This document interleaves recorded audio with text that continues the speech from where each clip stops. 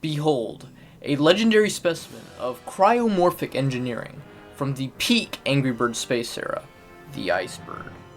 This isn't just a plush, it's an elite archival artifact. If you guys can get this video to 100 likes, I will do a review on another one of my Angry Bird collectible plushes.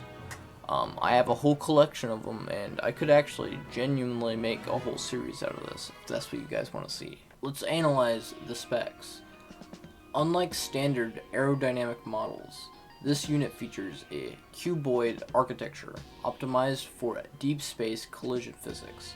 It was my primary operative in the space game, the greatest entry in the franchise. Visually, it is functionally elite because it simply looks cool. Overall, I'm gonna say this is gonna be my first 10 out of 10. It might be a bit biased, but it's my opinion and not yours. So if you're new here, hit that subscribe button, and if you're not new here, hit that like button and tell me, what is your favorite Angry Birds game and why?